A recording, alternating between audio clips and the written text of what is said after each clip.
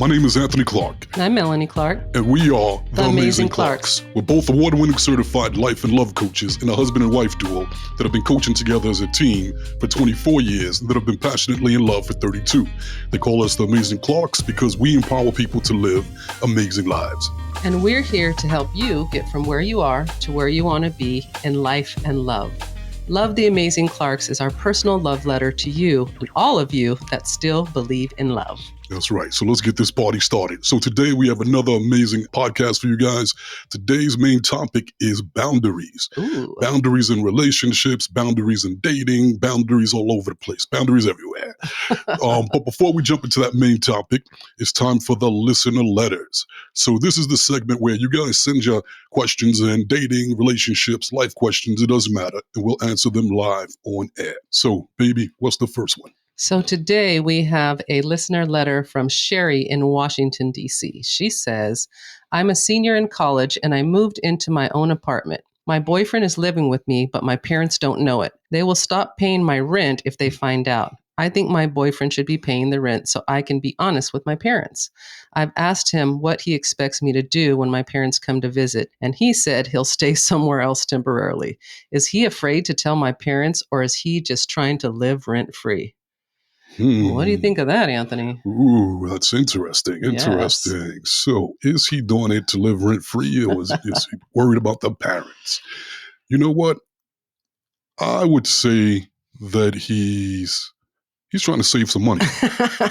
That's what it sounds like. Keep some change in his pocket. Right? Yeah. Who doesn't want to live rent-free if they can? Exactly. He's got it all. He's got the woman, he's got Right. the sex, he's got the rent-free living. Right. You know what I'm saying? So I would think that that's what I would go with. He's doing it to try to save money. And if that's the case, then she should not let him stay there. You know, you are tough. You are rough. Just got to keep it real. Unless she doesn't mind. If she doesn't mind him saving the money, but it sounds like it does bother her. Yeah, it's bothering her. Yeah. You know, I think it's a great opportunity, and this goes along with our topic today. Mm-hmm. Maybe there was a boundary that should have been set before she let him move in. So if she had the expectation for him to help pay rent because her parents were going to cut her off, she probably should have communicated that and made a decision whether or not he should move in based on what his response to that was. So, girl, kick him out and let your parents keep paying your rent so you can get your education. You don't need that man living there. He's distracting you anyway. Give us some of that Pell Grant money. Come on. Stop being cheap. Right. Spend that money. Set a boundary, girl. Set a boundary. You know, it kind of makes me feel like a little bad for the parents. Right. The parents are getting played. That's because we're parents. Yeah. So you projected, Anthony. You're projecting your parenting onto this listener letter. How dare they? Right? How dare her? Yeah. But I get it. I was young at that age too. And I kind of did that in college too. I moved in. But I had my Pell Grant, so I chipped in with that. Well, that's good. Yeah, but sneaking behind the parents' back, that's kind of part of the fun. That's part of college life. Part of college life. Good to know. Good to know. Interesting question. That was a good question. Yeah, I liked that. Good question. Setting boundaries. Perfect setup for the main topic. Boundaries in relationships. So once again, guys, if you guys want us to answer questions live on air, just send them in our listener notes. Leave the questions and we'll get at them. Okay, so time for the main topic.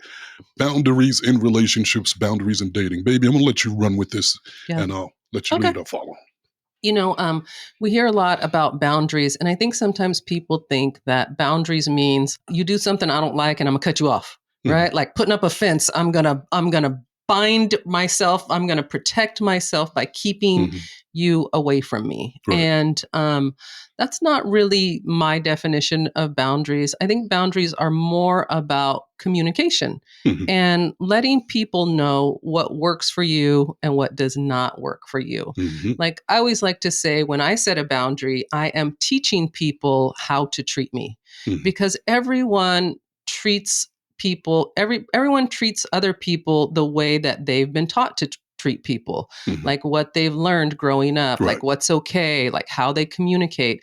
But we don't all have the same upbringing. We don't all have the same programming. So what works for you may not work for me. Right. So when I set a boundary, I'm letting you know, please don't do that. Right. I don't like that.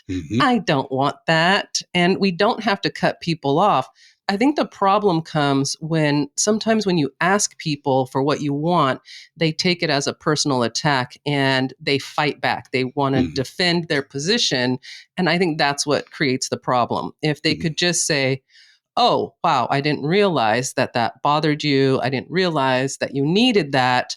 Let me try and adjust myself so that we can relate to each other. We can get along. We can love each other because you're letting me know something that I'm doing is not pleasing you or is bothering you or Right. I have a need. Right. What do you think? I agree with you. And I also would add that one man's boundary is another man's green light. Okay. What do you mean by that? Because boundaries are like you said, it's the way you were brought up most of the time. It's what you were taught, but it doesn't mean the other person was taught the same way. Yeah. And so what might be a boundary for you might not be a boundary for me. Yeah. And vice versa. And I think that that's part of a relationship, getting to learn each other's boundaries. But I think that the key is to not overreact. Give them a pass. You know what I'm saying? Maybe the first time you don't know. Yeah. And so I'm going to inform you. I'm going to educate you, enlighten you, share my boundaries with you. And then from there, if they keep, if they turn into a habitual line stepper and keep stepping over that line, then we got a problem. Yeah. But you should, be patient with the person at first. And a lot of times, there are boundaries that you don't even know that you had. That's a good point. And you discover them, on the fly. It's just like something happened. It's like, oh, I didn't even know that was a boundary for me, but now I know. Yeah. Yeah. So it's a part of not only learning the other person, it's a part of learning yourself. And, especially like for me growing up in New York, all things that we consider boundaries weren't necessarily things in California people consider boundaries. True. So in New York, you could talk to somebody and you're aggressive but you don't mean anything by it. Yeah. Right. But in other places you go, maybe in California, people get offended by that or think, oh, you're being too aggressive or you want to fight or something like that. And it's like, no, not at all. Yeah. And so even with us, we had to learn each other's boundaries. That was a big part of our relationships. And then there's sometimes where our boundaries, they clash. Yeah. Because it's like, but this works for me. Yeah. This is your boundary. Yeah. Now, what do we do? Yeah. And that could be emotionally, that could be in the bedroom. There's boundaries in the bedroom too. Bedroom boundaries. Ooh, bedroom. Yeah. I think that's a whole podcast by itself. We might need to come back to that. So what are some boundaries that you've had to set? I mean, just in your life in general. My biggest boundaries are usually around disrespect. And I'm really big on respect and giving respect. And likewise, I want to be respected. Right. And so a lot of times people cross those lines and they don't do it intentionally. They play around too much or don't really know me. Yeah. Know how I get too down. Jokey. You don't like too jokey, Anthony. No, not when it gets too out of hand. Yeah. It gets disrespectful too. And I used to be really like right away, I'll tell people, just shut it down. But then that was kind of a boundary that I was crossing in a way because it was too blunt for people. People like, oh, you're being mean, you're being hard, okay, so now that's their boundary. Right. So I got to change my delivery. So it's a give and take. Right. But it's usually based around disrespect. What about you? I think for me, one of the biggest ones that stood out, like growing up, there was a lot of teasing, right? Like my family likes to tease. And if I'm not laughing, it ain't a joke. Right. Right. So I think that that's a boundary, like that I've learned to communicate to people in my life. I don't really like the joking if it's mean-spirited, right? Like sometimes people think mean-spirited jokes are funny. I don't necessarily find that to be humorous. So if I say I don't think that's funny, then that is a boundary. I don't want to joke like that. So that's always been a boundary for me because I'm sensitive. I don't like to be made fun of or picked at or any of that. And I think a lot of that came from growing up. When I was growing up, I didn't meet a lot of biracial people. So I got picked on a lot, right? For either I was too white or I was too black. And so there was this kind of back and forth between to ethnic groups, and there was a lot of teasing, and I didn't know how to handle that because I felt really alone. I felt like I'm the only one of my kind back in the day, right? Like in the 60s, there was not a lot of biracial people. So that was a little bit traumatizing to me. So I do set boundaries when people get to like what we used to call it when we used to work in the prison, Anthony, over familiarization. Right. Don't get over familiar with me and Yeah. joke in ways that make me uncomfortable. And I will definitely set a boundary for that. Right. For many years growing up, I didn't really, and I'm still like that to a degree. I'm kind of reserved and kind of like an introvert. You're reserved. I observe people first. I observe. That's true. That's true. That's and very true. The reason I observe first is because I choose, it's like, should I open up to this person or not? If I open up and be vulnerable, is this person going to cross my boundaries? Because if they cross my boundaries, then I'm going to have to check them. Yeah. And if I have to check them, now we got drama. Yeah. And I really don't want drama. So let me observe you to see if you can handle my vulnerability. If you can respect boundaries, then I'll do it. Because many a times, I used to just be Mr. Friendly Guy right away. If someone crosses my boundaries, now it's like, oh man, here we go. Yeah. Now we got to go there. Then you got to check them. And I got to check them. Yeah, and you don't want to check them if you don't have to. Interestingly, it actually bothers me more to cross other people's boundaries than it does when people cross my boundaries. Interesting. Why do you think that is? Because I'm really, really big on respect. And not just for me, but for other people too. Right. And my intentions are always good. And I don't like to do things to hurt people. And so, right. So when I cross those boundaries unknowingly, then it bothers me because it's like, damn it. Yeah. Well, I should have known better, so I kind of beat myself up with that. But then I got to go back to EIP. It happened for a reason. It was a learning experience and, that person attracted it. But yeah, it bothers me more to cross other people's boundaries. Even you, especially. If I feel like I crossed a boundary in you, it bothers me a lot. And so I go out my way to make sure I don't cross boundaries with you or with anybody else. Well, I go out of my way to let you know what my boundaries are so that you don't cross them. You do. Yes, I will you do. let you know. So that boundary. You don't have to worry about that. One of the boundaries that I notice gets crossed in marriage for a lot of couples is sexual boundaries. Yeah. And I think that happens because there's kind of this unspoken belief that once you're married, like sexually anything goes, right? Like the same, like it's like live-in sex, right? Like once you get married, it's live-in sex and that's your person and that's your partner and you could do whatever you want. So it creates this sexual expectation. And a lot of times it's with men expecting women to perform whenever they need it, right? And so a lot of times women will just go ahead and be sexual when they don't really want to. And then there becomes like this buildup of resentment, right? Until they get so irritated that they're like, I'm setting a boundary. I don't want that. Don't push me. Don't talk me into it. Don't guilt me into it. And so I think that a lot of couples are starting to have conversations about sexual boundaries because the belief is like, we're married, like I kind of own you, right? Like you mine. And if I want you, you're supposed to be there for me. And it hurts feelings when both people are not on the same page sexually. So sometimes there has to be a boundary, like I don't want that, or I don't like that, or don't make me feel like I'm supposed to do that. Because that doesn't feel good. Just because we're married doesn't mean that I just have to do whatever you want whenever you want me to do it. Right. And it makes sense. It makes sense. Yeah. This September, join St. Jude Children's Research Hospital in honoring Sickle Cell Awareness Month. With one of the largest sickle cell programs in the country, St. Jude is leading the way. The world understands, treats, and defeats life-threatening diseases like sickle cell disease. Together, we can bring hope and healing to children around the world. Visit stjude.org/The Amazing Clarks and become a partner in hope. Again, visit stjude.org/The Amazing Clarks and help St. Jude save even more kids. Yeah, I'll let you know if you cross my sexual boundaries too. I'm pretty do you even have any sexual boundaries? No. I didn't think that you did. Actually, there are things that I'm not into. Yeah, that's true. But Yeah, But not a lot of things. I'm pretty.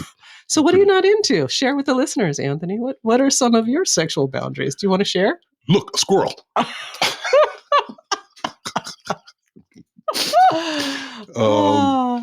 Do I want to share? Yeah. All right. Why not? Why You not? putting me to the test? Yeah, let's do it. All right. I'm not into butt play. Put it that way. Okay. Yeah, I don't do that. So that's not your thing. No, not that. Stay away from that. Don't go there. That's not the kind of party. So yeah, there you go. So you put me on the spot, and I blew up the spot. There you go. You did blow up the spot. I know that's your boundary, so you Right. never have to worry about me crossing your boundary, Yeah, exactly. your sexual boundary. Right. And what about you? Do I have sexual boundaries? Not very many. Mm-hmm. I can't actually think of anything. I would say probably I'm like most wives, where I'm like, just don't push me when I'm not in the mood. Right? Like that's probably my main boundary. That will piss me off. Like I won't just get like irritated. I'll get pissed off because that is one of my overall boundaries is I do not like to be pushed, right? Or controlled in any way. Yeah. Or told what to do. Right. So that's definitely a boundary for me. But again, I think our boundaries come from our programming, right? And our upbringing, where I was controlled a lot in my youth and I was pushed a lot. So as an adult, I made that damn it declaration that we talk about as kids, right? Like when something happens to us in our childhood, we decide when I grow up, I'm never gonna let that happen to me. And I just felt so suppressed and controlled as a child that I've really set a lot of boundaries in my personal life where you can't talk to me like that. You can't treat me like that. I just don't tolerate any type of control. Right. Then you have people that have too many boundaries. Too many. It's like, don't do this, don't do that, don't do this, don't do that. I don't like this, I don't like that. And it's like, damn.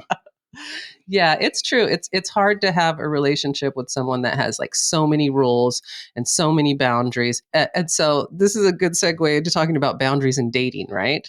So a lot of times you need to have boundaries in dating, right? Because you want to know who you are, you want to express who you are, what works for you, what doesn't work for you. But I think sometimes we can create boundaries to self-protect and we block ourselves from what we actually want. And I've seen a lot in dating that boundaries are created as a way of self-protection, right? I'm trying not to get hurt. I'm going to let you know what my boundaries are. If you cross it, you're out, right? But there's no room for exploring solutions and to relate to each other and give and take. So in dating, you have to be really careful that you're not creating boundaries for self-protection and not allowing space for vulnerability and connection. That's really common. And it makes sense, right? Generally in dating, you're meeting someone new, you don't know them. In a marriage, you know the person, right? So setting the boundaries, you could be a little bit more vulnerable. And if you feel hurt, you can work through it with a partner. In dating, it's a stranger. So it's a lot easier to be like, I'm going to set all these boundaries to protect myself. So I think you want to, when you're dating, like really recognize what your boundaries are and ask yourself, why are these boundaries for me? Why did I create them? Am I just protecting myself, or is this really like a value, right? Like a core value that I have so that I'm letting this person know who I am. Right. That makes sense? No, that makes all the sense in the world. Yeah. And a lot of times with boundaries too, I try to get rid of my boundaries if I can. Yeah. And it's like, okay, like you just said, do I really need this boundary? Is that really that important? And if I try to, dismantle it and it's too hard, then it's like, that means I need to keep that boundary. Right. If it doesn't feel comfortable not having that boundary. Right. So how do you feel about people saying it like, if you loved me, then you wouldn't have that boundary with me? Oh, I think that that's a little bit of manipulation. So love doesn't conquer boundaries. It doesn't override them? No. I don't think that you can use love as a reason to remove your boundaries, right? I think part of loving someone is accepting that they have this boundary and understanding why they have the boundary and loving them enough to go, I hear you, I see you, and I can adjust to that because you're letting me know that's a need that you have. Right. Does that make sense? Yeah, that makes sense. So has anyone ever told you if you love me, you'll change your boundaries? Yeah. Really? Yeah. Wow. It's kind of like for example, people talking to me crazy in a relationship and like disrespectfully, like yelling at me and this and that and cursing. Yeah. You have a big boundary on cursing. Right. Cursing at me. I don't care if people curse, but don't don't direct curse them at me. Yeah. Right. And it's like, well, you shouldn't get upset. And if you love me, you wouldn't be so sensitive about it because I don't mean anything by it. And it's like, no, that doesn't work for me because you don't mean anything by it. It still matters to me. Yeah. You bring up a good point about a lot of times people will say that, right? They'll say, you're being too sensitive. I believe that's a boundary right there. Like, you should not tell people that they are too sensitive. People are allowed to be as sensitive as they are. That's who they are. Right. And to tell someone, don't be yourself, right? I definitely think that should be a boundary because I think that that's part of love, accepting who people are and being able to be vulnerable enough to say like, hey, this is a boundary for me. This is how I am. This is how I react. Not in a negative way, but I'm just being myself. Right. And I think that's one of the fears in long-term relationships is people are afraid that if they partner with someone, they're going to have to change themselves. Yeah. Or they believe they have to change the other person. Right. And I think boundaries are a way to relate, not to change each other. Just this hurts me, or this doesn't make me happy, or this doesn't work for me, is not trying to change the person. It's really communicating who you are and what you need to be in the relationship. Right. So in your first marriage, yeah, did your ex-husband do a good job respecting your boundaries? Did he not? Were you able to have those conversations with him? Did it matter? No. No. Well, you're here right now, so I take it you're right now. No. Yeah. The response to any need that I had was defensiveness. He just became really defensive, and it turned into, you're attacking me for setting a boundary. I didn't really know what boundaries were back then. Like, it wasn't really a word that was used. I just knew that certain things weren't working for me, right? And so when I would say, hey, that's not working for me, can you not do that?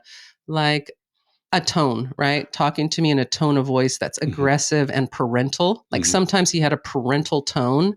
And what I say my boundary was, don't push me, don't control me, don't test me, right?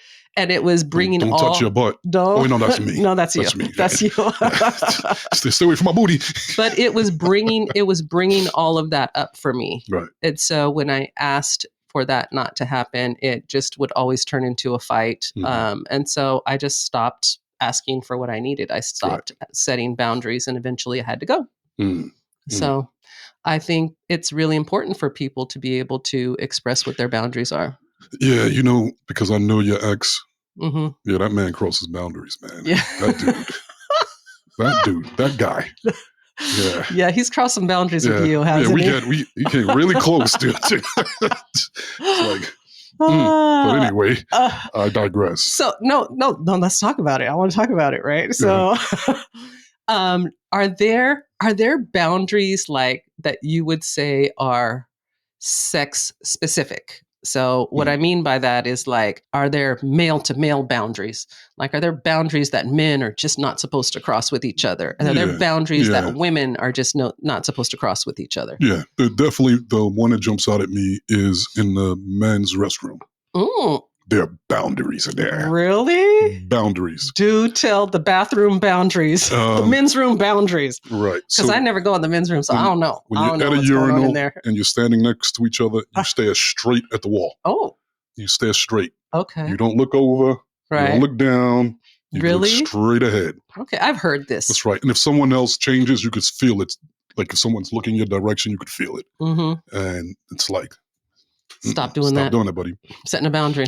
Boundaries. Boundary alert. Boundary alert. Yeah, so. Interesting. That's a boundary. Keeping the stall door open if you're using it. What? You don't keep if you're using the toilet. Oh. And they keep the stall. That's just normal, right? No, to keep it open? No, that you close it, that you don't keep it open. Are some of them guys in there trying to leave it open? Some of them will do that. They will shut the bathroom door. That's not true. They will do that. Really? Yeah. Wow. Or taking you're at the urinal and they pull their pants all the way down to their ankles. No, this does not happen. Yes, it does. Yes, it does. Yes, there should definitely be some boundaries set for that. Yeah. So what about in the women's? In the women's world, I'm gonna say there's no boundaries in the women's room, ladies. Like I can't think of any that we have, but I would say the one woman to woman boundary I would say that's kind of universal is all women know that you don't flirt with another woman's man. Like you can't get too over familiar with another woman's man. I thought that's what Instagram is for. No. That's why they be fighting about it, right? Like why you liking my man's pictures? Why you doing that? Why you doing this? But I think that is just a boundary that we've been taught as women. Do all women respect it? No. Right. But that is definitely a boundary. Right. There's boundaries with men as far as like you can look at my woman, but don't make it obvious. Yeah. But again, this is boundaries, right? So everybody's boundary is different. There may be some guys that don't care if you look at their women. I don't care if you look. Yeah. But don't like look and lick your lips. Like a pork chop. Yeah. Or make any comments. No comments. No comments. You know what's funny? Like we're laughing because we think this is common sense, but it's amazing how many people don't have common sense about this stuff. And be like, I don't know. I just was, checking her out and she looked good. So I licked my lips. Right. So, but we would think this is common sense, but it is not common for everyone. Right. So one more area I want to talk about boundaries, and that would be boundaries at work. Like I just experienced having my boundaries crossed working with some people that wanted to communicate with me at 11 o'clock at night or on the weekend. And that's not okay. And I think sometimes people just don't consider other people. And I think at the end of the day, that's what boundaries are about. Really putting yourself in another person's position and saying, like, is this okay? Would I be okay with it? Maybe this is not the best thing to do. And so it really is taking the time to be aware and to be empathetic to other people. And if you are empathetic, you won't even need people to tell you about their boundaries for the most part, because you can feel it, right? You can tell what's okay and what's not okay. We are energy. We are all connected. And I think you can really feel it. And some people just ignore knowing what's okay and what's not okay because they want to push their own agenda. And so when it comes to boundaries, just really think, is this okay? How's this person responding? What's their reaction? What does their energy feel like? And you'll figure out their boundaries. They won't even have to tell you. That's right. And if you have boundaries, feel comfortable with sharing your boundaries with other people. Don't suppress them. Don't hide them. Sure. Yeah. And it doesn't mean you have to cut people off. And I'll just add this, you guys. Sometimes when you set your boundaries, people are not going to respond positively. And that's okay. Give them some time and give them some space to process it. Because a lot of times when you ask for what you need, people will become defensive because their ego shows up and tells them that they're being attacked. And you just have to back off, give them space to process it. And in time, they'll get it. They'll say, I realize that you care about me and you're just letting me know what you want and what you need. But it may not always go good in the moment. And a lot of times, a lot of cases, boundaries change over time. Yeah, they do. Like you may have a boundary now, but a couple of years from now, that may not be a boundary for you. Yeah, you may not care. May not care. And I've gone through that a lot. So that's called growth. Yeah, that's called growth. Yeah. So that was really good. Yeah, that was good. I like that topic. Good boundaries. Let's make a deal. I won't push you. Okay. And you don't put nothing on my booty. And we're good, right? Well, I don't know if I could promise that. I think we can. All right. I can promise. I can Good promise. job. Another amazing episode. Good job, baby. That was fun. Yeah. Well, I want to thank all of you for listening. We really, really appreciate all of you. Yes, definitely love and appreciate you guys. And if you guys haven't had a chance yet to get a copy of our book, Crack the Code, Secrets to Achieving Your Happily Ever After, make sure you pick up a copy today, available at Amazon.com. This is an international and national best-selling book. It won't disappoint. And if you guys are interested in coaching with us, you can go to theamazingclarks.com, reach out to us, and you can coach with us via phone, Zoom, or in person if you're in the Charlotte, North Carolina area. And last but not least, if you guys are interested in becoming a life coach, or you just want to learn some skills to life coach yourself or the people around you, then check out our life coach training and certification course at the Law of Attraction Life Coach Academy.com. And be sure to head on over to TikTok, Instagram, and YouTube at The Amazing Clarks to connect with us. And remember, to go there, you got to grow there. That's right. So here you go. We gave it to you. Now what you going to do with it? Love the Amazing Clarks.